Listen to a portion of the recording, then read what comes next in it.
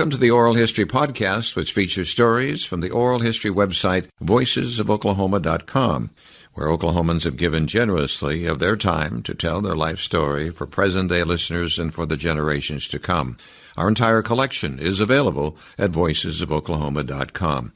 By subscribing to our podcast, you will be notified of new Oklahoma oral history podcasts. So now listen to another interesting storyteller from voicesofoklahoma.com. In 1935, the American justice system was on trial as much as Phil Kennamer, who was the son of a prominent federal judge in Tulsa, Oklahoma. Despite having a high-powered former state attorney general leading his defense and prominent psychiatrists testifying that he was insane at the time of the murder, Phil Kennamer was convicted of manslaughter in the killing of his friend John Gorrell Jr. shortly after Thanksgiving Day, 1934. He was 19 when sentenced to 25 years in prison. Kennamer claimed to have killed in self-defense and to protect the wealthy debutante Virginia Wilcox, the object of his affection. Virginia was the daughter of Tulsa oilman H.F. Wilcox. The murder took place in the Forest Hills residential area, the wealthiest part of the oil capital of the world, Tulsa, Oklahoma. The Ford sedan of John Gorrell Jr., the son of prominent physician John Gorrell Sr., came to rest at the triangular median of Victor Avenue and Forest Boulevard. When a key witness in the murder was found dead in his car under similar circumstances, it turned Tulsa upside down and became a national sensational story. Our storyteller, Jim Freese, is the grandson of Virginia Wilcox Snedden Hager. Jim was staying with his grandmother in Tulsa one weekend when in a closet he noticed a small cardboard box filled with newspaper articles from 1935. His curiosity led to researching the story for the book, Murder in the Name of Love, the Phil Kennamer Trial, which is available in our For Further Reading section. Kennamer was 29 when he died August 15, 1944. By listening to Jim Freese tell the story, you will be surprised to hear how Phil Kennamer died. Heard only on voicesofoklahoma.com. My name is John Erling, and today's date is August 18, 2018. This oral history discussion will deal with a murder in Tulsa in 1934. It was known as the Phil Kennamer Trial. Joining me is Jim Freese, who is the grandson of one of the key figures in this story, Virginia Wilcox Snedden Hager, and is the author of the book, Murder in the Name of Love, the Phil Kennamer Trial. So, Jim, for the record, would you state your full name, please? Well, my full name, my legal name is James King Freese, Jr. I go by Jim. Your date of birth? December 22nd, 1960. And where were you born? Tulsa, Oklahoma. Which hospital? St. John's Hospital. Your father's name? My father's name was James King Freese. Let's talk about your father a little bit. What did he do? He owned Freese & Company Insurance Company in Tulsa since the early 60s or so, and then sold it back in mid-1980s. How would you describe him? Personality? Oh, boy. I don't know how to... He drank a lot. He was an alcoholic, so that was pretty much the side I saw of him mostly. Well, you're not the first one who's talked about his parents being alcoholic or drinking a lot. Yeah. And that's probably hard for you to say that. It is. It's hard to admit that I think a lot of his decisions were made due to alcohol. And I think he made a lot of poor decisions that led to his bankruptcy. How old was he when he died? He was 70, just 70 years old. What did he die of? I say alcoholism. So then your mother's name? Beverly Virginia Snedden. She went by the name of Jill. And how did Jill come out of those names? I think because her older brother's name was Jack. Oh. Jack Snedden, and so they just nicknamed her Jill. She was the daughter then of Virginia Wilcox Snedden. And her brother? Jack Robin Snedden Jr., I guess. Describe your mother's personality, what she was like.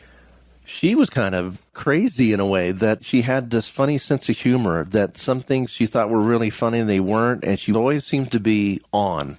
She never really worked. My dad provided for all of us, so there wasn't any need for her to work, so she just stayed home and took care of us three boys. She would do some wild and crazy things. I think she thought she was funny. I think she thought she was just a funny gal. They were obviously considered wealthy at that time. Yeah, at that time. I mean, my dad started his insurance business. My mom helped him out, and then they had hired help to come in and help raise us kids. Your grandfather, his name was what? Jack Snedden. You wouldn't have met him. No, he died in 1946. And then your grandmother, Virginia. You, of course, knew her. Oh, yeah. And close to her. You grew up in Tulsa. Yes. And where did you go to school? To high school, I went to Cascia Hall. And grade school? Grade school, I went to Paul Revere Elementary School, which is at 51st and Lewis, but they had torn that down and built a bank right by the freeway. You graduated from Cascia Hall in what year? 1979. The book is Murder in the Name of Love, the Phil Kennamer Trial. Before the book is written, how did this story come to your attention? In the spring of 2001, my wife and daughter had driven to Tulsa. We had a doctor's appointment for my wife. Grandmother had a ranch-style house right off of 41st in Utica. So we stayed there with her at the other end of the house. She had a guest room and our own private bath. So we stayed there. She said, "You stay with me." I said, "Okay, that'd be great." We were unpacking. I was hanging the clothes up in the closet, and I was going to put our suitcases in that closet just to get them out of the way. And on the floor, I saw a cardboard box with some old newspaper clippings in there. And I'm fascinated by old news. So I took it out, and on the front page of the Tulsa World, I see a picture of my grandmother walking down the courthouse steps in Pawnee, Oklahoma. And it said murder trial across the headline. And I thought, what the... I had no idea, and I never knew that she was involved in the murder trial. So now I begin to ask myself, did she know the person that was killed? Was she there when this person was killed? What does she know about any of this? And boy, did I want to ask her. But we didn't have a chance to really go through the articles. It's obvious that she clipped them out and she stored them away. And I found them by pure accident. We had to leave for the doctor's appointment with the intent that when we got back to my grandmother's home that we would, close the door and snoop and go through the newspaper articles. They were gone. She removed them from the closet, and I did not ask her about them. Why didn't you ask her about them? Because knowing my grandmother, that was just something that you did not discuss. And I saw how young she was. She was 18 when this was going on, and I figured that might have been kind of traumatic for her. So I was not interested in bringing up maybe some memories that would be very emotional for her. Did you feel close to her? Not exactly, no. And that was the other reason why. My mom and her had a very contentious relationship, and because of that, we weren't close to our grandmother. Yet you came to stay with her and visit her, and she welcomed you. She did. Home. She was very gracious, and I appreciate that. All right, so this story is set in 1934, 1935. Great Depression era, which the story of the Depression did not affect these people at all. Not really, no. No. It's a story of wealth, of maybe having time on their hands, but we'll get into this. Let's talk about the players. Obviously, your grandmother, Virginia Wilcox Nedden Hager. Phil Kennamer, talk to us about him, because he is central to this. What can you tell us about his personality? What kind of person was he? In my research, I believe Phil was a rather troubled child. I think he was lost. I don't think he knew really what he really wanted to do in life. I think he was a troublemaker. I think he was somebody who had a lot of time on his hands, and he didn't know what to do with it. I know he wanted to make a difference, but those differences, I think, would have been not in a direction that his father would want him. He wanted to run away from home. He wanted to join the French Foreign Legion. Of course, that wasn't going to happen. So he was just a very, very troubled young man. I think his family was very frustrated with him as well because they didn't know what to do with him. I mean, his dad desperately tried to get him involved in different things, getting him jobs. But Phil just would lose interest and quit those jobs. Tell us who his father was. Franklin Kennamer, and he was a federal court judge for all of northern Oklahoma at that time. I see Phil was born in Medill in 1915. Which is where the family lived. Judge Kennamer was just getting his start. By moving to Tulsa and becoming a federal judge. Yep. This places Phil at what age? How old is he at the time of the crime? Phil, I'm going to say he's about 19 years old. Drinking? Oh, he was an alcoholic. Oh. But if he had any purpose in life or mission, it was for the love of your grandmother. Yes. Talk to us about that. He was desperately in love with her. He was very in love with my grandmother. She and him dated when she was 15 years old. They went out a few times, but then I think my grandmother was maturing and realized the kind of person that Phil was, and she didn't want a romantic relationship with him at all. She just wanted to be friends. He didn't want to hear about it. He would do anything to woo her, to impress her, to make her fall in love with him. John Gorrell, let's bring him into the story now. Tell us who John Gorrell was. John Gorrell was a resident of Tulsa. He was already graduated. He was 23 at the time of his demise. He was a dental student up in Kansas City. In my research, I believe he was a thug. You know, I think during that era, during that time, it was a depression, as you said earlier, John, that these kids, they were looking for money. Even though I don't think they needed to work, I think they wanted to work, but the mentality back then was just find something and do something illegal to make money. So then Phil is introduced to John by another person by the name of Preston Cochran. Yes. They worked together at the Freights Insurance Company in Tulsa, and Press, as he was known as, introduced the two together, John Gorrell and Phil Kennamer. They became acquaintances. I don't think they were close friends, but I think that they were of similar mindset. I think they were both troubled youths. I think that they were looking for ways of making money, and I think something about that meeting clicked. There is a club known as the Hi-Hat Club. Yes. Tell us about that. Hi-Hat Club was basically a club that was set up. It was a boys' club, basically. And a lot of these wealthy boys, teenage boys, got together to raise money to help people that were probably not as fortunate as they are during this time. They were using their allowance and putting money. I think it was like 25 cents a meeting. And the meetings were usually held in one of the other members' homes. So they rotated. Sometimes it would be held over at my grandfather's home, which is now the Tulsa Rose Garden.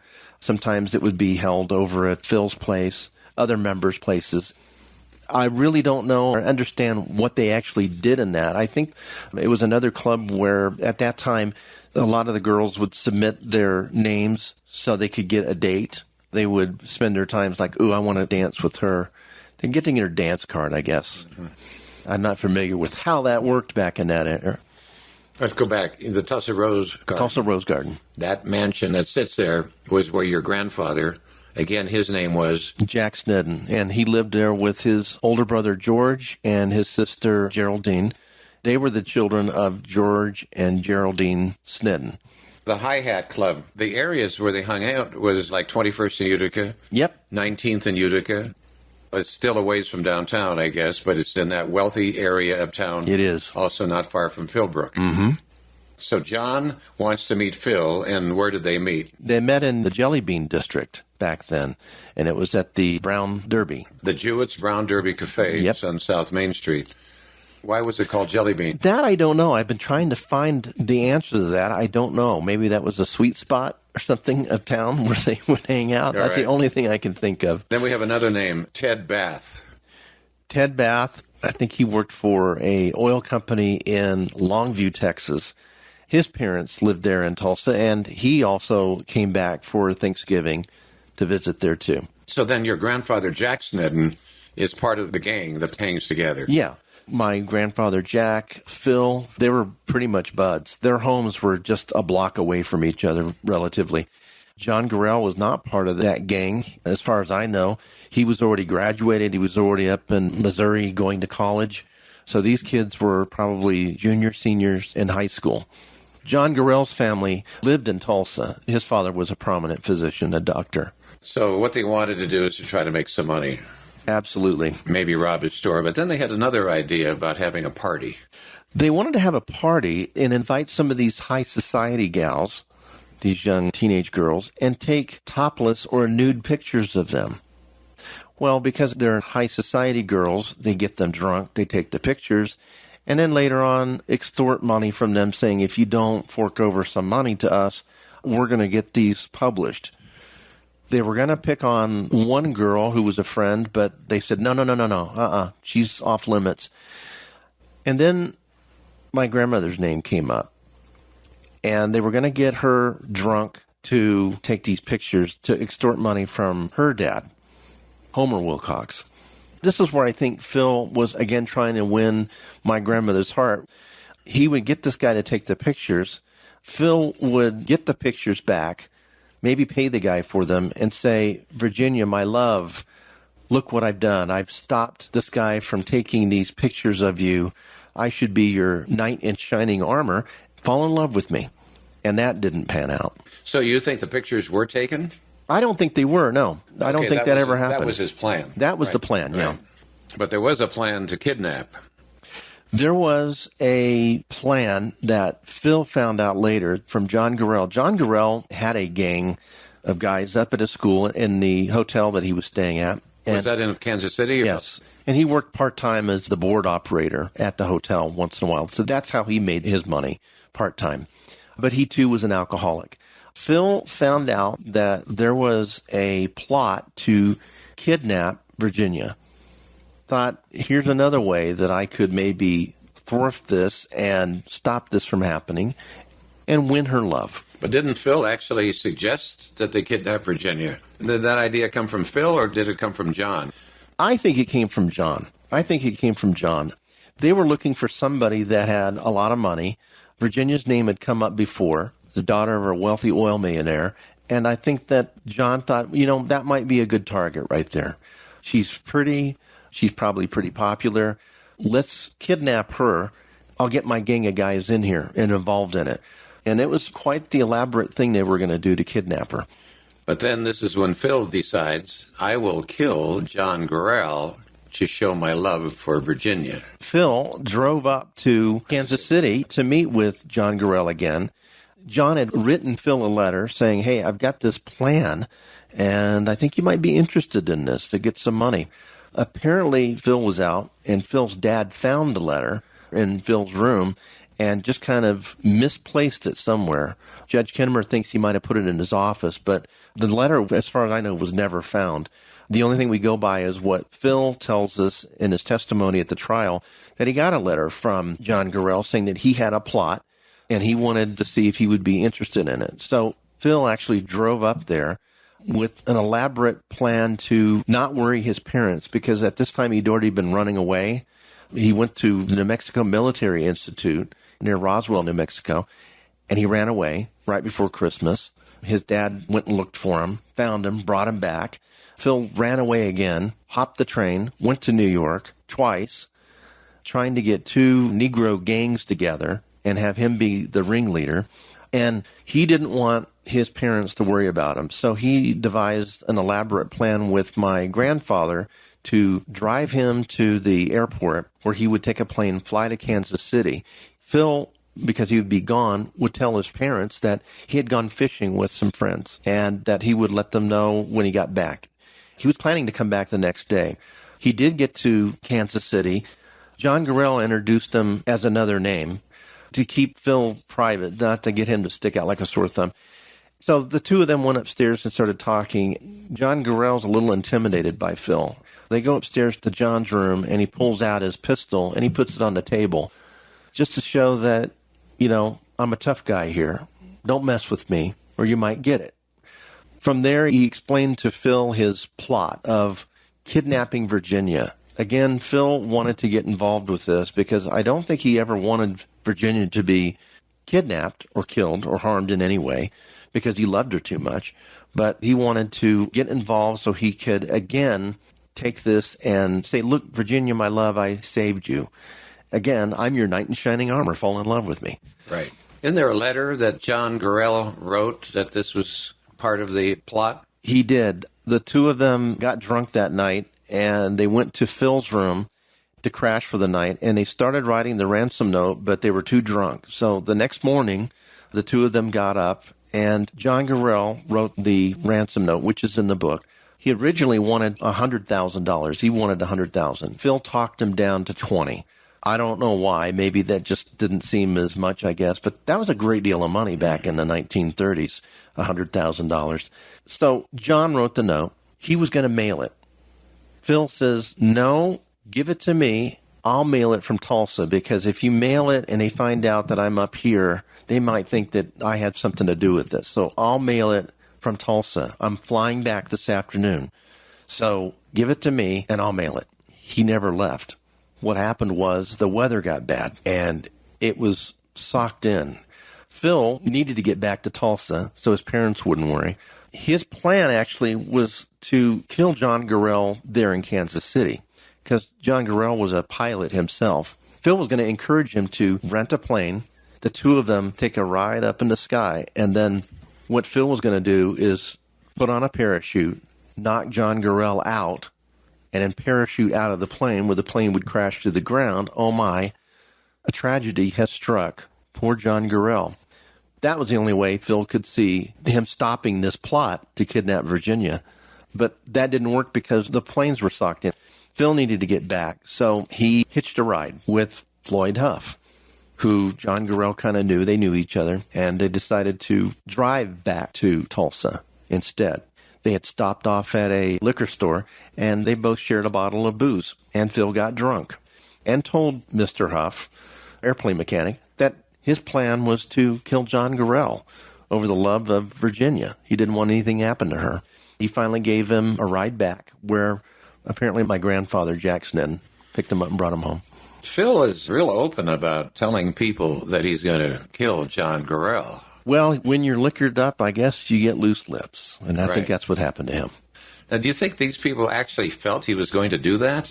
I think as unsteady mentally as Phil was, that they actually probably thought he might. Because he had already threatened not only my grandfather, but other gentlemen callers, if you will, to my grandmother that if he heard these boyfriends talking any ill will about my grandmother or did anything bad to her, that he would in fact kill them. Yeah. He threatened these guys. Again, this extortion note didn't get mailed like John wanted it to be mailed. That's right. Phil keeps it for himself so He that does. he can control the scene. Exactly. Phil and Floyd Huff drive back to Tulsa. Mm-hmm. They get to Tulsa, and where does Phil want to be dropped off? He wants to be dropped off at the Phil Tower building because his buddy Land, I forget his first name, they were going to go on a trip together. I think he just wanted to be dropped off and be picked up by his buddy and then have his buddy drive him home to show that, oh yeah, we were out camping together. We were out fishing. That's why we were gone. So his parents wouldn't worry. Okay, and let's remember now the dates here. This is November 28th, a Wednesday, and this is in 1934. Mm-hmm. I am talking to Jim Freese, who is the grandson of Virginia Wilcox that we're talking about. So the wealth in the family comes from your grandmother's father. Father, Homer Wilcox. Homer Wilcox. What did he do as profession? He was an oil driller. He drilled oil and struck oil and made millions. Okay, we have all this wealth. So we come to Thanksgiving, November 29th. What kind of a day weather-wise? It was cold. It was drizzly, probably some light rain mixed with snow, wet, cold. Phil has learned about this plot to kidnap Virginia. He's already made phone calls to John Gorrell's house looking for John. John is at a football game at Tulsa University. His mom has said no, he hasn't come home yet. Phil talks to his dad about, gee, Dad, if you knew of a plot to kidnap somebody, wouldn't you want to stop it? His dad said, no, you don't take that into your own hands. You need to contact the authorities. You don't need to get involved in something like that. You're not a police officer. That's dangerous. You shouldn't be doing that. You're not there to enforce the law. You need to let law enforcement take care of that. So Phil needed a ride to the Crawford drugstore. John Gorrell and Phil. Phil, They're going yeah. to meet at the Crawford drugstore Yes, that night, at 19th and Utica. which is basically across the street from St. John's Hospital. His dad said, I'll drop you off. Here's 50 cents. Go get me a couple of cigars. Phil comes back out with the cigars, doesn't get in the car, and said, Dad, I'm going to meet with some friends. You go on home. I'll see you later. They meet. John Gorrell comes in. I think this is shortly before 7 o'clock. He's coming in there to pick up his dates. John Gorrell and another gentleman are going to do a double date that night. According to your book, Charles Bard, That's it. Eunice Word, Hazel Williams, and then John Gorrell make up the double date. Exactly. So they go on a double date. The two girls were waiting for him at the drugstore, but they got tired of waiting, so they decided to go back across the street to the hospital. Phil goes in there to wait for John. John shows up thinking the girls are there, and Phil says, nope, your dates went across the street, but hey, we need to meet. John's like, no, I got my date. I'll meet you at 11 o'clock after I finish my date. Fine. The only thing Phil had with him was a knife. He goes downtown to meet with my grandfather. B.B. Morton and my grandfather Jackson were buddies. Phil goes and tells them that I'm going to go kill John Gorrell tonight. Well, how are you going to do that? Well, I got my knife here. So there was a few attempts, according to Phil, that they tried to disarm him. They would take his knife out of his coat. Phil would find it and put it back in his coat. You know, there's a couple of different versions of the story, but eventually they got the knife away from Phil, just to make sure. So now he's defenseless. But he does continue to say that he's terribly in love with your grandmother, Virginia, and he says that John Gorrell is going to kidnap her, and this is the only thing I can do about it. And what's interesting, and we haven't mentioned yet, is that Virginia Wilcox and Jack Snedden are dating during this time. Yes. Jack, being that he's dating Virginia, doesn't want anything to happen to her as well. Now I'm beginning to think, is this guy serious? I mean, he's got a knife with him, but he does have guns, so why didn't he just take a gun?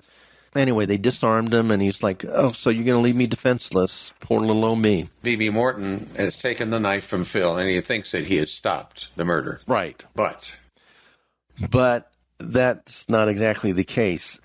Phil walks off, basically. Let's just say something here. On the double dating, one of the girls notices John was putting a pistol in the driver's side of the door. Yes, he did put a pistol in his side of the door. Why he carried a pistol with him, I don't know. Maybe because he knew he was going to be meeting later with Phil Kennamer and used that as protection. Because he felt a little intimidated, I believe, by But apparently Phil. John carried guns with him because you said he took the gun out up in Kansas City, laid it on the table to show Phil that I'm a dude. Yeah. So carrying a gun for John Gorrell was not foreign. No, not at all. To him. So he had a gun, and he put it in the driver's side of the door, and this Eunice notices. So now we know where the gun is. Yes. Then later, John and Eunice drive to Cook's Court, a tourist camp on 11th Street between Yale and Sheridan. What tourist camp? Is that just a place like an RV park, I guess, maybe? It was kind of an RV park. They had cabins there, and I think that, well, they go there for a little rendezvous, if you will, Right. wink, wink. Right. Then John drops Eunice off at the hospital. John Gorrell drops her off. Phil, in the meantime, a little sub-story is Phil needs to get a ride since his dad drove him to the drugstore. He now needs to get a ride to the hospital to meet. And he sees Sidney Born, his friend. Sidney just finished ice skating. He's wet. He's worn out. He's having a Coke, coffee, whatever it is to dry out. And Phil comes up to him and says, hey, I need a ride over to the hospital. Sidney's like, here are the keys. Phil says, no, I need you to drive me. I need you to drive me over there. Oh, okay. Give me a minute here. Let me dry out. I'll drive you over there. And he does. He drives him over to the hospital. At 21st and Utica. Right. And that's where they wait then for John Gorrell. Do you want my version of what I think happened? Oh, of course. And Okay. I'm taking most of this right out of your book. So, yes, we do want to hear your version. Well, I can tell you John's version. I can tell you my version. Quickly, John's version was that he lied in wait for John. They saw the car. Phil gets out of Sidney's car and walks over to John, and they take off down Utica Avenue to talk about what was going on. Did he deliver the note? Did he mail it like he was supposed to? Phil says, no, I didn't mail it. I love Virginia. I want nothing to happen to her, her brother, her family. Apparently, John Gorrell, according to Phil, reaches over, pulls the gun out, and there's a struggle for the gun. Phil gets the gun while John is driving the automobile and fires a shot into John's head. About a minute later, he fires another shot into John's head. Phil wipes off the prints on the gun and puts it in the holster. He now walks away, and he walks downtown past the hospital to some places. What I think happened was that Sidney and him got to the hospital early. They got there just as John Gorrell was walking his date to the hospital doors where she was a nurse. I believe John Gorrell left his car door open where Sidney and Phil saw the gun in the side pocket of the driver's door. I think that Phil went over there, took the gun, and got into the passenger seat to wait for John to come back. That's where they drove off. I don't believe there was ever a struggle for the gun. Okay. And the car came to rest where? At Victor and Forest, that center triangular median. And because of this interview, I went there, and it is there today. It's a very nice neighborhood. All of that area is nice. But that's where the car ended up. Then who spotted Gorrell's car? Wesley Cunningham spotted the car there right around midnight. He was on his way home. I think it was from a movie. He drove by and happened to notice the car, which was partly up on the center median and partly up on the street, and thought that was a little unusual. So he pulled up and used a spotlight to look to see what was going on and saw what he thought was somebody drunk passed out. But then he saw the blood coming down from his head and went right back to his home, which was nearby, and told his stepfather. Let me just enter this, that Virginia's brother, Homer Wilcox Jr., Yes. 17, for entertainment, they're shooting out streetlights. Yes, they were shooting out the glass domes on these streetlights for fun. He was out on a double date. I believe it was one of the Vandiver girls. We had two cousins Eleanor Vandiver and Betty Lou Vandiver of Vandiver Department Store fame. Exactly. Were with them. Yes. So I guess these guys are showing off like, ooh, look at my shooting abilities, and they were shooting out streetlights in that neighborhood. Even they gave the gun to the girls to see if they could shoot out streetlights. The streetlight they shot out happened to be at that center median there that night. Really? So it was a little dark, I think. Actually, Homer got in trouble later with the law, being mischievous as he was, and he was fined for shooting out those streetlights. What does Phil do then after shooting John Gorrell? I think Phil is probably in some shock and disbelief. I think he sits there in a car wondering what just happened. It's cold, it's wet, it's rainy. He gets out of the car and he just walks. And he walks back to one of their hangouts and asks for a ride home. And he did admit to somebody that he had killed. He admitted to Robert Tommy Thomas. He did. He admitted to Tommy, and I don't think Tommy really believed him. Because Tommy said, why don't you just take me out there and show me? And Phil's like, no, just take me home. Who was Robert Tommy Thomas? We haven't talked about him. I don't know. I don't know who he was exactly. It's a name that has come up. I don't know if he went to Cascia. I don't know if he went to Central High School, which, a lot of the students went to school there. I just don't know. It was just one of his friends that he knew. So John Gorrell's parents obviously were notified. That night, Abe Duran, the stepfather of Wesley Cunningham, called the police. They came out and saw what had happened. They called Detective Mado, I think is how you pronounce his name. He took some pictures. The picture of John's body slumped over in the driver's seat, which is in my book, that picture. And they went and called the Gorrells. Needless to say, they were pretty shook up. Here it is, Thanksgiving night. They get the phone call that their son has been found shot in the head, not too far probably from their home. Then Floyd Huff, who gave Phil a ride home from Kansas City, read about the killing in the Kansas City newspaper. He did. So he went and told the chief there that he knew the guy that shot him because he actually told me he was going to shoot him. The cops didn't really believe him until they called to confirm the story. And yes, in fact, he was telling the truth. But he didn't like Phil Kennamer either because he thought that if Phil had found out that he was ratted on, then his life may be in danger. The Kennamers had a farm in Chelsea. They did, yeah. They had a family farm in Chelsea. Phil got home late that night and really couldn't sleep. His dad and him went off to Chelsea to their family farm. You mean on Thanksgiving evening? No, that would be the day after. Okay. The day after John Gorrell was shot.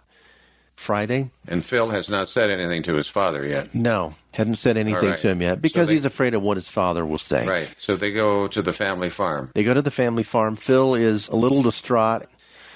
I think Phil has a lot of guilt, a lot of remorse of what he did, and he felt like he needed to turn himself in. So Phil tells his dad at the Chelsea farm, where they're at now, that he needs to go back to Tulsa.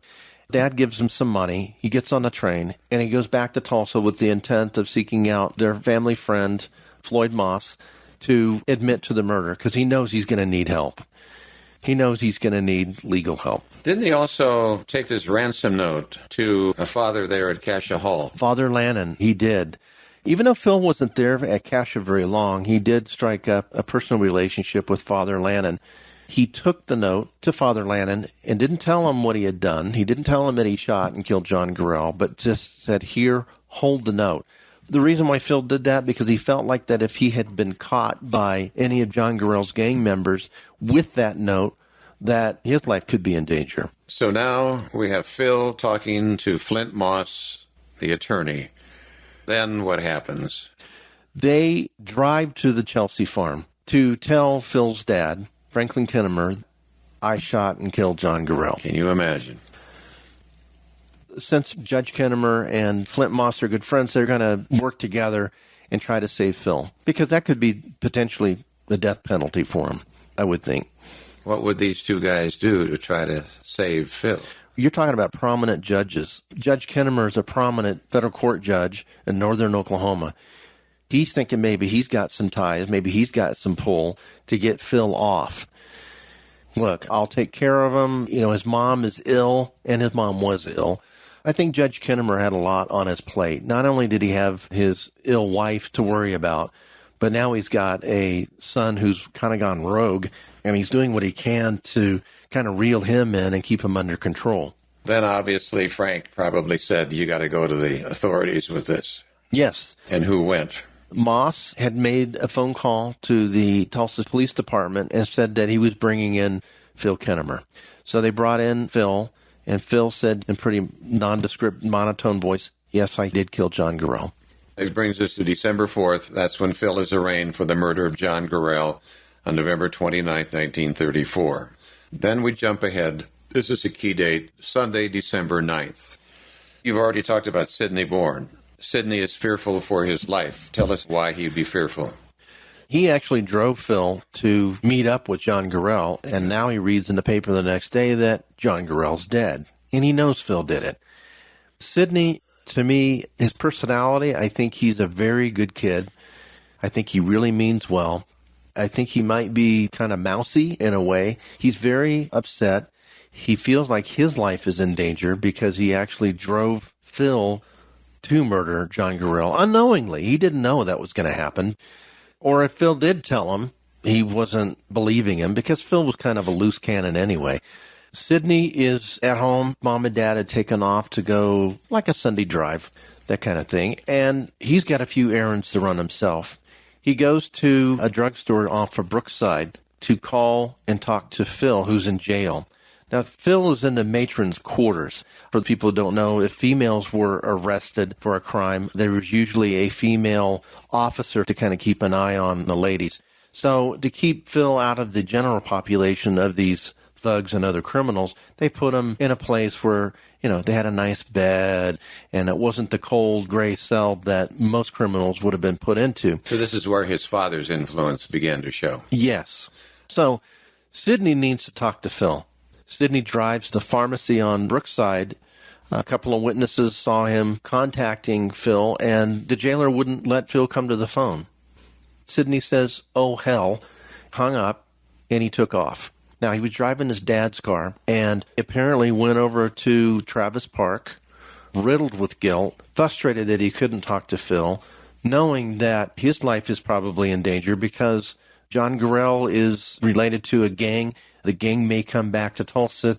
So you drove Phil Kennamer to the shooting. Well, we're going to shoot you.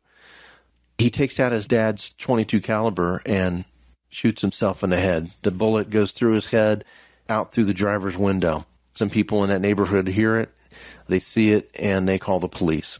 10 days after the murder of John Gorrell. That's a 2900 block of South Detroit Avenue near Travis Park. Mm-hmm. I understand this death sends shockwaves through Tulsa. The whole city is in a panic now because now they think all this is gang-related. Here you've got teenage boys with guns. They're packing them, they're carrying them with them all the time, which in our culture today, that would be a little unheard of. But they're walking around with guns. They're vengeful. They want to seek revenge. That's what gangs do. And everybody's in a panic. They think, I'm next. I believe my great-grandfather, Homer Wilcox, Virginia's father, is in New York at the time. Olga, my grandmother, or Audie as they would call her, took the kids to, I believe, Toledo, Ohio, to do some shopping, wink, wink, if you get my drift, to get the kids away from what could be a nightmare. And again, I don't think anybody knows yet that Virginia is actually the love interest of Phil and why he did that. All they know is it's Phil. He's in jail. He killed somebody. Everybody knows Phil, including my grandmother, decide, you know what, it might be best if we just kind of head out of the city for a while and let things just kind of calm down. And it sent the whole city into a panic. Then, of course, Phil thinks that Sidney was murdered. Phil thinks that Sidney was, in fact, murdered by John Gorrell's gang. Of course, that rumor was picked up and fueled and was another reason why people were panicked, because two prominent kids had been shot, a 23-year-old and now a 17-year-old has been shot, and they think it's gang-related. Phil thinks that Sidney wasn't shot by himself. He wouldn't do something like that. John Gorrell's gang did it to get back. And I'm protected. I'm in jail. They can't get to me here. So they take it out on Sidney. That's not the case. Sidney's dad actually felt like Sidney would never do anything like that. And he hires a private detective to find who did this, when actually the police department had already pretty much ruled that Sidney did shoot himself. You even have the mayor of Tulsa speaking publicly about all this. And what does he say? Mayor Penny says that even these kids of these wealthy parents need something to do, that if it wasn't for these parents, these kids would have a job, they would be occupied and not worried about shooting each other. So he gets involved in it. Right. That was Mayor T.A. Penny. Then you have Homer Wilcox Jr., 17, and again, the brother of your grandmother, Virginia. Mm-hmm. And we have Jack Snedden, 17. Dating Virginia. And eventually they married. And you have Press Cochran, who is 21, and they went missing. I don't know what happened. I think they also ran off. And guards were ordered for them. Yes. They felt like their lives might be in danger as well. So they stayed hid, and they had protection, from what I understood. And then there's Charles Bard.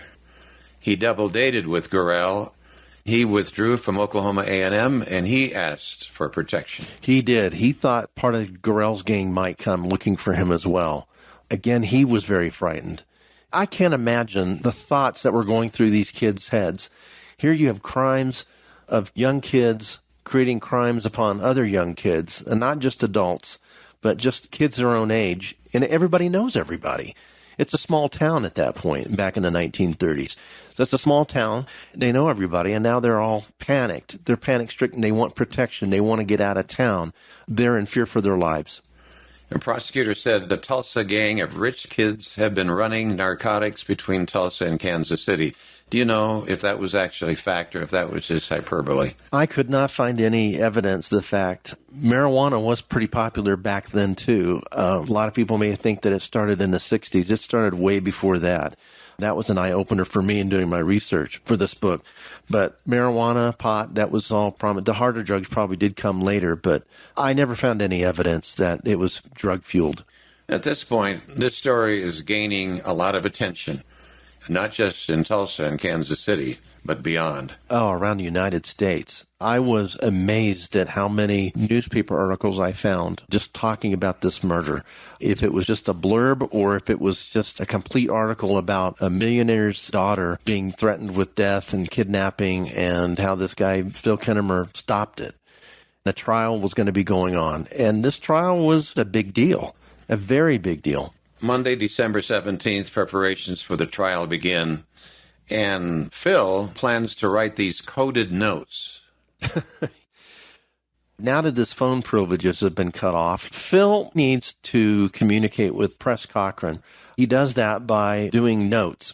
So the newspaper reporter and a friend of Phil's visits him in jail. That was Lee Krupnick, the Tulsa World photographer. Yes. Phil takes a pen and writes a coded note that he gives to Lee to give to Press. He gave that coded note to Lee to deliver to Press. Press went and told the authorities and decoded that message and went ahead and gave it to Preston.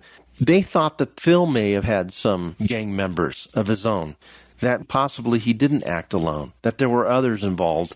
And by using and deciphering and intercepting these coded notes, they might find out who these other members of Phil Kennamer's gang would be. In fact, there wasn't any other members. It was just Phil himself. We're into 1935 now, and Friday, January 4th, Phil is formally charged along with 59 other defendants. And by the way, material I used in research is the book that Jim wrote, Murder in the Name of Love, the Phil Kennamer trial, which will be in our further reading section, is also available on Amazon.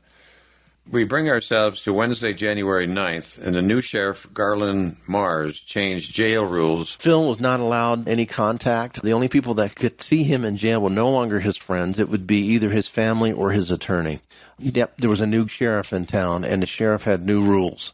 And now Phil was going to be even more isolated. Matter of fact, I think they took a lot of the niceties, things out of his cell, and left him with basically a bed and a bureau. And that was it. It was time that if he's a criminal, he should be treated like one. The county attorney, Holly Anderson, says the state's witnesses are being tampered with. That adds more intrigue. There's a lot more intrigue because of the prominence of this murder trial and involving kids in this exclusive neighborhood of wealthy people. They don't feel that Phil can get a fair trial. So they decide to move the trial to Pawnee, Oklahoma, which is about an hour just west of Tulsa. They go through jurymen. Now, women weren't allowed to serve on the jury back then. It was just men only. So what they would do is call these people up and talk to them about becoming a juror for this murder trial. And now they think that some of these people may have been tampered with. In other words, somebody's going to them, trying to influence them to see that Phil can get off, that Phil would be not guilty in this crime. Sunday, February 10th, in Pawnee, hundreds of people are showing up because they hope to see the defendant, because he's coming from Tulsa, is that it? They are bringing Phil from the Tulsa County Jail over to Pawnee and get him ready to go for trial that next morning. And it is a media circus. People are there to sell their wares. People from old, young, Boy Scout troops, whatever, they're all there. And people are there trying to sell their wares to make money because now here's some prominent, wealthy people probably coming in from Tulsa, the oil capital of the world at that time. And they want to capitalize on trying to make a little extra money in that, I'm sure. Hotels are sold out. Hundreds of people arriving in buses, trains, and cars. Private homes are renting out rooms.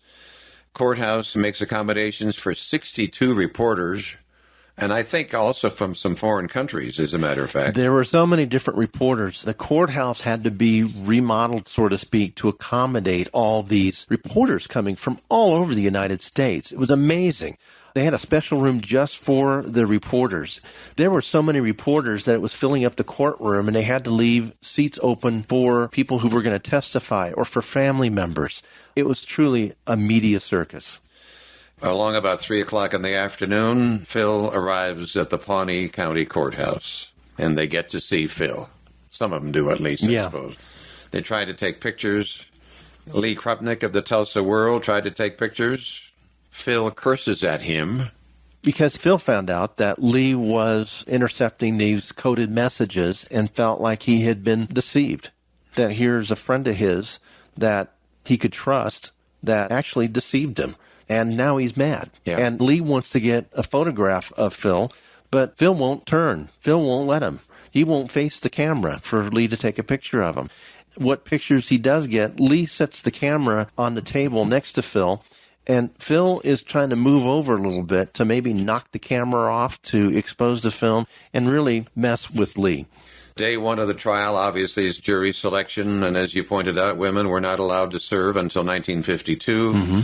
Maybe William Mabin was tampering with the jurors? They think that he might have been tampering with the jurors. He has kind of a shady history himself. I believe, if I'm not mistaken, he was disbarred for some unethical behavior. So now they think that maybe former Judge Mabin has been involved with tampering with these witnesses. So there's a meeting with the judge and the attorneys from both sides, and Judge Mabin happens to be sitting in the courtroom. They call him back. I believe it's a 30-minute conversation. Judge Mabin comes out and leaves, and they never see him again. Did he get caught? Did the judge give him a stern warning? The reporters tried to find out and got nothing from him. He basically fled the scene and was never seen again. So more mystery. More mystery, exactly. Day two, opening remarks. Then we have day three. Dr. Gorrell takes the stand. I don't know if these things trigger your mind or not. I know that Dr. Gorrell was grieving, and he was, I believe, crying on the stand when they were asking him about his son. I don't believe he was too much help, but I think they were just establishing the type of son that he had. Defense attorney Flint Moss is trying to position Phil as being insane at the time of the murder. Exactly. All right, so that goes on. Talk to us about that. Well, as I said earlier, Phil has a shady history. He's run away from home. He's got friends like Claude Wright testifying for the defense that when he was a kid, Phil actually wrapped the cord to the blinds out of window and jumped out the window with that around his neck. He didn't kill himself, but he jerked the blinds off the wall. Just crazy things. Him trying to get together with two Negro gangs in New York, trying to get them together, and him being the Reed leader. That's just not something a sane person would do. One of the other things they testified that Phil might have been a little crazy was at the Mayo Hotel.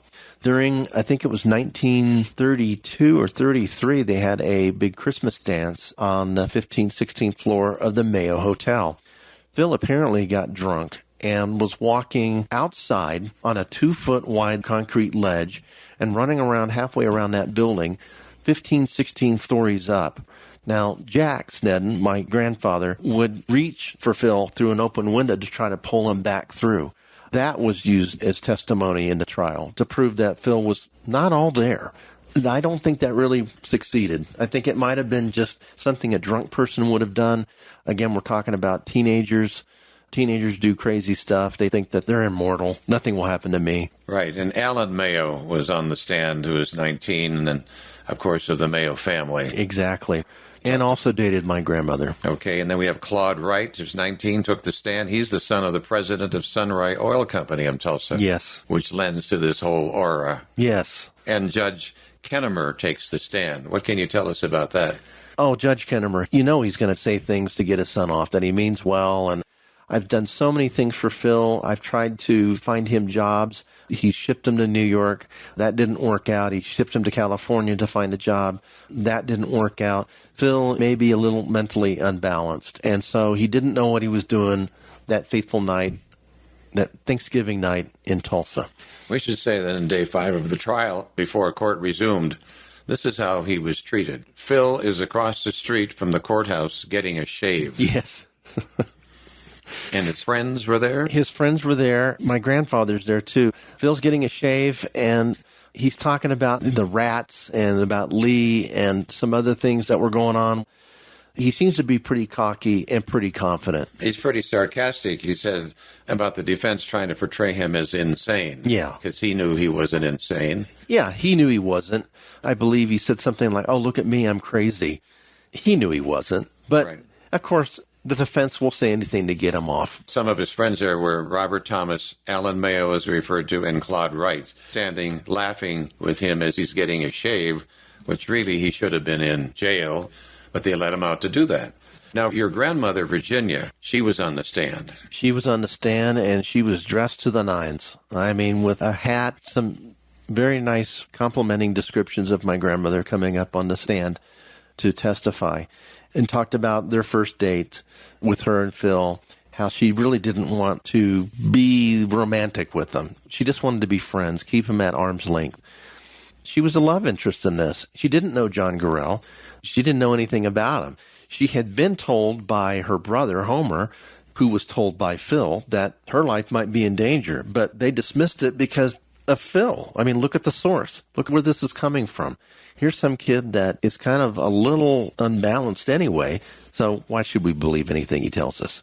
Phil's sister, Juanita Hayes, was on the stand as well. But they're trying to position him as being insane. Charles Mason, former Oklahoma Chief Justice, says that he was in the 16th floor of the Petroleum Building and visiting with Phil, and Phil said this would be a good place to commit suicide. Yeah, Phil was thinking about maybe jumping out the window. But again, that's just more fodder for proving the fact for the defense that Phil's insane. And then Phil wanted a beer distributorship. It was Mason who got Phil a job at the Oklahoma newspaper and Times newspapers. He got him a job there. Yeah. He stayed there 3 weeks and he wasn't there very long at all. Again, this is where Judge Kennamer was trying to pull some strings to get Phil a job, hopefully to find something that he would like so he could become a productive citizen. And nothing was working. Nothing. Matter of fact, even Judge Kennamer said, look, hire the kid, I'll pay you to pay him. So it makes it look like He's actually earning a living. Day 7 of the trial. The place is mobbed because Phil Kennamer's testimony is going to take place. Another 100 moved to the second floor. Court administrators and media would take their chair with them when they had to leave the courtroom. Some people would pose as reporters. Seating capacity 400. But on that day, day 7, no less than 500. That's the way it was. The courtroom was absolutely packed. People were scrambling to get in. When they opened up the courthouse, it was a mob. People were scrambling to get to the courtroom to find a good seat, and everybody wanted to sit up front. Seats were limited, which is why a lot of these reporters were taking seats so that at least they'd have something to sit down on and they wouldn't have to stand the whole time. This place was a madhouse. Dr. Jack Menninger of Topeka, Kansas, is called to the stand. He says that Phil is unable to distinguish right from wrong. They brought in Dr. Warner, says Phil could determine right from wrong. Judge Hurst clears the courtroom. People were trying to occupy seats and sell them for $1. So finally, Phil Kennamer is on the stand. Phil explains the story of what happened that night. He explains how there was a struggle for the gun, that it was all self-defense, that he had shot John Gorrell because he pulled the gun on Phil, and Phil was in that mode of survival, so he shot him. But then the question comes up, why did you shoot him twice in the head? And about a minute after the first shot. So was it really self-defense? I don't believe it was. I believe that Phil found a way to kill him, and he did so that night. The gun was there. John wasn't around. It was perfect. The perfect crime. And then the defense rests. Mossy Holmes, Tulsa School Board of Education. Phil was 14, tested as an 18-year-old. They were trying to show how smart he was. Gertrude Hart, secretary at Cascia Hall. Phil had scored a 117 plus compared to the normal rating of 100. Moss tries to prove the test is too simple to no avail. So we have both sides going here. We want to show how smart Phil was. I believe Phil was very smart. I believe that he was just bored and needed something really challenging to do. And that made him look bad in other people's eyes because he just couldn't hold a job. I believe that that job was too simple. He wanted something a little more complicated. He wanted something more challenging. And I don't think he was challenged. So now the prosecution comes in and says, no, Phil's pretty smart. They pretty much show all his test scores and how smart a guy he is, which really puts holes in the defense team's story. Right, and then I pick up these names from your book. C.C. Jelks, the director of Sand Springs Vocation Education, testifies Phil attended the school for 5 years. Vocation education, I didn't realize that. Yeah, that was before they moved to Tulsa, I believe, and I think Phil was pretty young when he went to school there. He said that Phil knew the difference between right and wrong. Dr. G.W. Robinson of Kansas City, superintendent of the State Hospital for the Insane of Missouri. They brought him in. Recall that. And felt Phil was sane on the night of the murder based on the testimony of the court. Dr. B.W. Griffin, the medical superintendent of the Norman Insane Hospital, also felt Phil was sane at the time of the murder. And Dr. Felix N. Adams, superintendent of the Anita State Insane Hospital, I emphasize that, that's the way they refer to those hospitals, also feels that Phil is sane. Then we have testimony, Dr. C.C. Knobloch, a chemist from Tulsa, talks about the 2 bullet holes in the head of John Gorrell. That's when you alluded to, if it was self-defense, why did it take another minute for Phil to fire the second shot? They were looking at the coagulation of the blood from John Gorrell's head, and there was some nonsense that because of the 2 bullet holes that it made the letter K for Kennamer, and that Phil had something to do with that, which was just simply nonsense. But I think it was just more fodder for speculation and just adding to the circus media of this trial. But they said that if it was really self-defense, the blood had already coagulated by a minute or so. Why was there a second shot? I mean, the guy was probably dead. So really, if it was just 1 shot, it would be self-defense. But 2 shots, we question that. Both state and defense rest their case, and the instructions to the jury were murder with life imprisonment or a death penalty. Manslaughter in the first degree with confinement of not less than 4 years. Acquittal on the grounds of insanity, or acquittal of the plea of self-defense. They had a lot of choices to choose from, and there was a lot of information from this trial now that the jury had to go through. and sort out and see if he was insane or if he was very smart and he knew exactly what he was doing, which is what the prosecution was demonstrating. Court recess Wednesday, February 20th, 1935, 5:33 in the afternoon. Then there are reports that Jack Snedden and Randall Morton are under technical arrest in a hotel in connection with Sidney Born's death. They think that maybe they had something to do with it, but they didn't. They didn't have anything to do with that. I think that was just, again, this was a very high-profile case.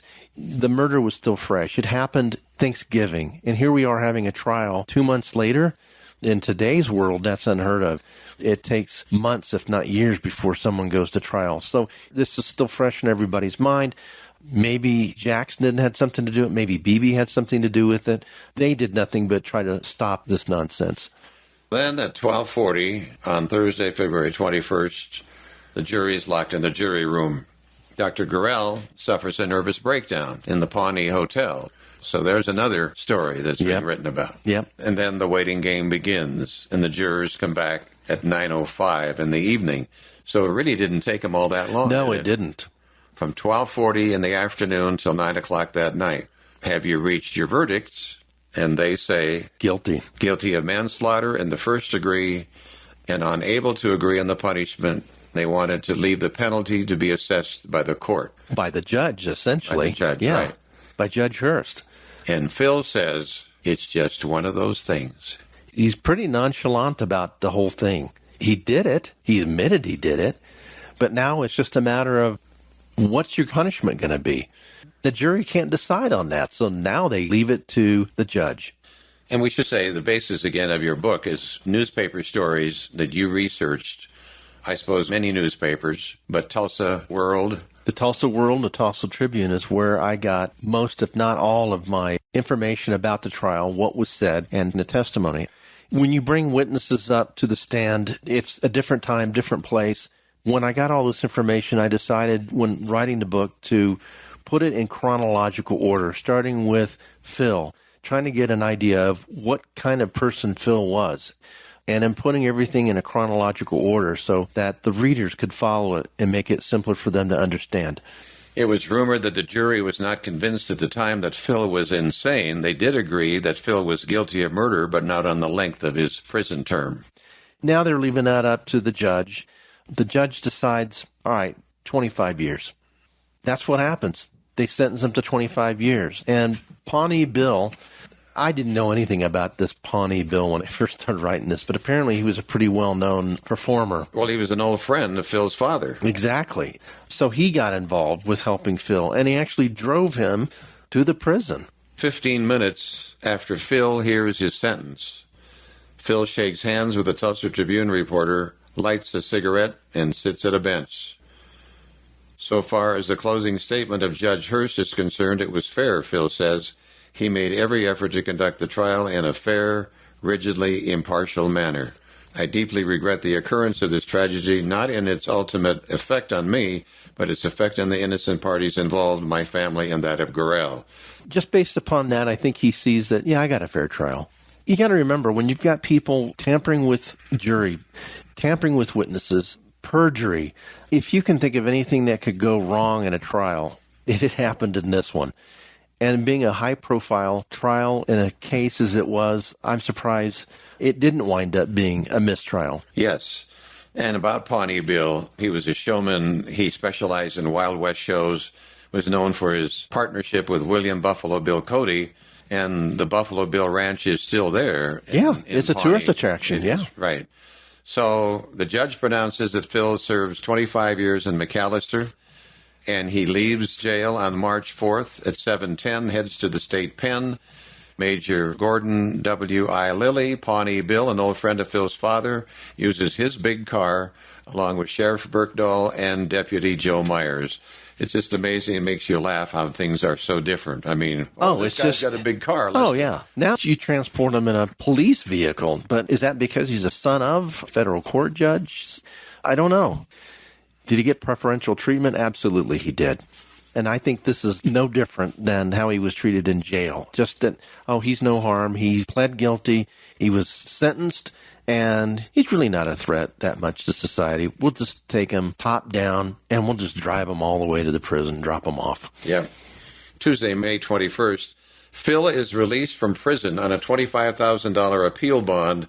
6 friends of the Kennamer family put the money together for the bond, including Phil's brother-in-law, Russell Hayes. Phil says he plans to rest at the family farm in Chelsea and do some fishing. He got out, and the family put this money together for him to leave.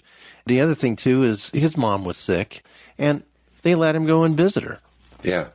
So we're jumping ahead now to 1936. Phil is given a 15-day extension on Friday, March 20th, so that his attorneys have more time to file a rehearing before the Criminal Court of Appeal. Phil is free until April 6th. Yeah, they just let him go. But Phil loses his appeal for a new trial, and his defense team contends that the closing remarks were inflammatory and prejudicial. People can read more about this in your book. 1937, Oklahoma Governor Ernest Marlin receives a resolution protesting clemency for Phil Kennamer from the Delaware County Anti-Theft Association. This will not end because Monday, October 18th, Phil appears before the State Sanity Board for a routine examination. If the findings of that exam were reported, the results cannot be located as of the writing. Phil is 22 on January 22nd, 1938, wants to be a man without a country and live in South America. If I were released, if it were possible under the terms of my release, I would leave the country permanently. In 1939, Governor Phillips will decide whether Phil should complete his 25-year sentence. Phil and his dad, particularly his dad, instigated this. He went through 3 governors of the state of Oklahoma to try to get him paroled, to kind of get him out of prison. Finally, he had a chance. Yes, we have Robert S. Kerr, who's our famous governor and senator, begins his term as governor of Oklahoma January 11, 1943. Phil, with his father by his side, is granted parole by the 3-man state clemency board. The board, however, does reject the plea for a pardon, and Governor Robert Kerr says he will follow the board's recommendation. Then on May 4th, Oklahoma Governor Robert S. Kerr grants Phil his parole and signs a waiver of civil custody. Phil will be sent to Fort Benning, Georgia, for parachute training. So that's when he goes in the military. Exactly. All right. The other thing, too, is that a lot of these guys that are in prison, they see a chance for freedom. They also want to try to get out, and they can join the war efforts as well. As far as I know, I think Phil was probably one of the first ones to be allowed to do that. I think it was kind of a test to see how that would pan out. I really don't know if there were more prisoners that were let out to join in the efforts of World War II. Phil had a premonition. He spoke with the managing editor of the Tulsa World, Edward D. Burke, and says, something just seems to tell me that I won't come back. I hope that if I die under the flag of my country, those who have condemned me will hold me differently in their memories. Phil really had a premonition that he was not going to be coming back from this war. There was a lot of death already. This was his chance. I think he really wanted to join the war efforts because, well, he wanted to join the French Foreign Legion. He wanted to fight, I think. This was more mentally challenging for him, physically challenging, and I think he welcomed this opportunity to fight in World War II. Then it was on Tuesday, August 15th, you write in your book, during Operation Dragoon in the south of France. Phil was in a platoon. They were under fire by German snipers.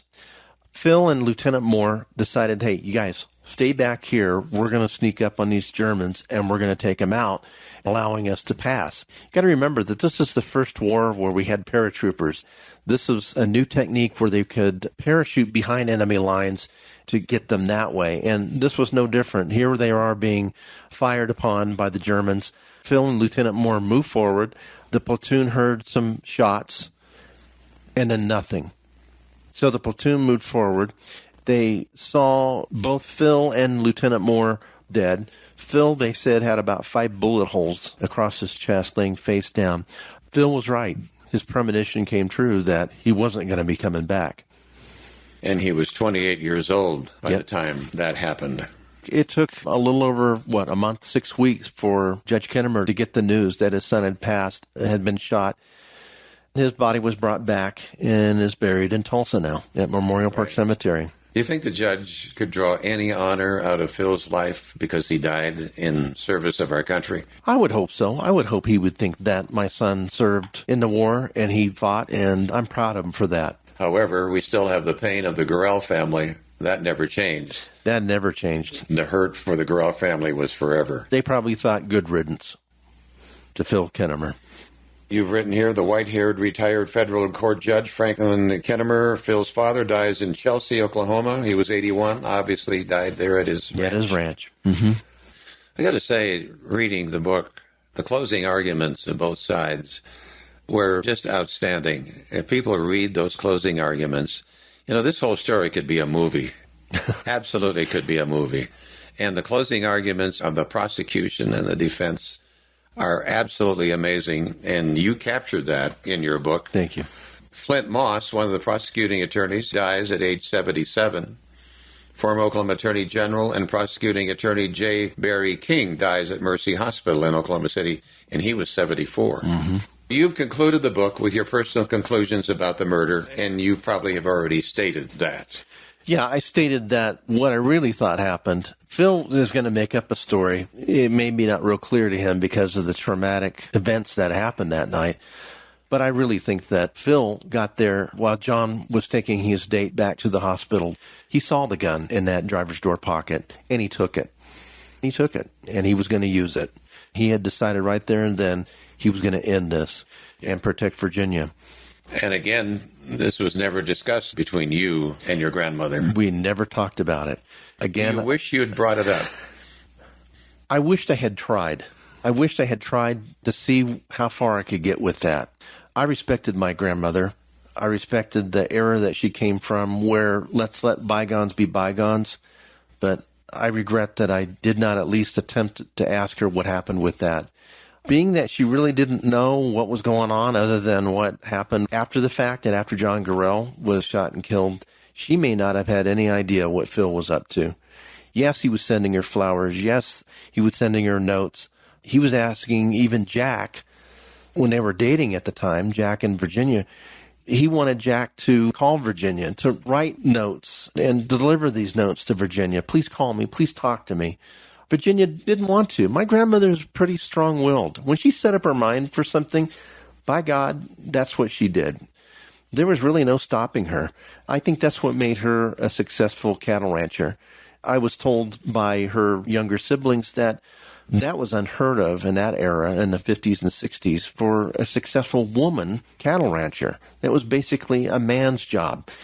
And she handled herself, and she handled it pretty well. I've got a picture of her actually wrestling a calf and wrapping it up. She was just an amazing woman. I wished that I'd gotten to know her better. I wished I had gotten to know what happened and how frightened she was. So frightened that her family took her away with her brothers, her siblings, to Ohio to get away from this mess. I just think she was a great woman. She was business savvy, and I admire her for that. I really do. Yeah. And she was obviously a good-looking woman. I think she was a very handsome woman. I've got a picture in the last page of our book of my grandmother, myself, and actually that picture was taken just as we were leaving Tulsa to come back to Albuquerque, and we had just found out about this murder, and that's my 3-year-old daughter. Just an amazing woman. Smart. I think she was business savvy. A very intelligent woman. And I think it's kind of hard to tell in that black and white, but I think even our gray hair, my grandmother and I share the same genetics with regards to our hair and how it was graying. She was 92 when she had passed in 2008. I should say we recorded this interview in Santa Fe, New Mexico. You live in Albuquerque, and I'm here to do another interview as well. So you graciously drove down here to tell this story, and I want to thank you very, very much. Well, thank you for having me. I admire what you're doing in trying to keep an audio history of events in Oklahoma.